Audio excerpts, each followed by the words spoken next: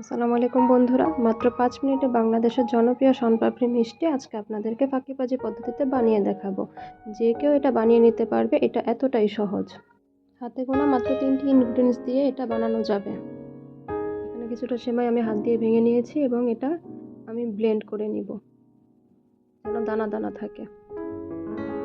আমি কিছুটা বাদাম ছোট করে কেটে নিয়েছি। তারপর একটা কড়াইতে কিছুটা রান্নার তেল নিয়ে নিব, একদম সামান্য পরিমাণেই। এরপর কিছুটা ঘি দিয়ে দিব। আপনারা আপনাদের পরিমাণ অনুযায়ী নিয়ে নেবেন।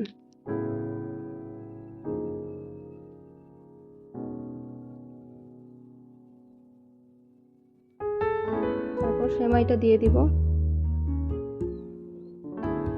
ঘিয়ের মধ্যে। তারপর সেমাইটাকে নাড়তে হবে, নেড়ে চেড়ে ভালো করে ভেজে নিতে হবে।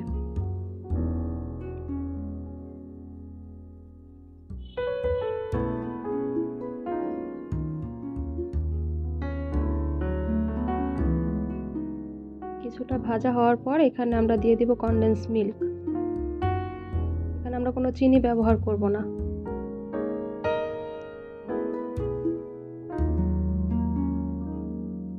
আপনারা আপনাদের টেস্ট অনুযায়ী মিষ্টিটা বাড়িয়ে কমিয়ে নিতে পারেন। এখন সুন্দর করে দুধটাকে সেমাইয়ের সাথে মিশিয়ে নিতে হবে এবং ভালোভাবে ভেজে নিতে হবে।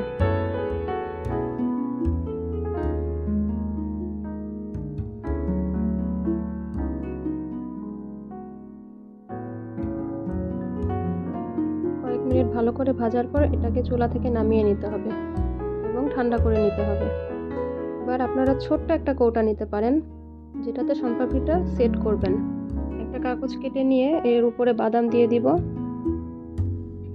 এবং সেই সেমাইটাকে চেপে চেপে দিতে হবে।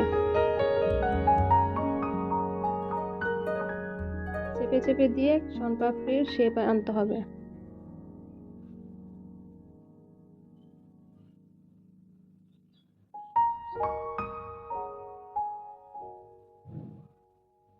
আপনারা আপনাদের ইচ্ছা মতো অনুযায়ী দিতে পারেন, যেরকম শেপ আপনারা চান সেভাবে বানিয়ে নিতে পারবেন। তারপর এটাকে আস্তে করে উঠিয়ে নিতে হবে। ব্যাস হয়ে গেল আমাদের শনপাপড়ি। এভাবে করেই বাকি শনপাপড়িগুলি বানিয়ে নিতে হবে।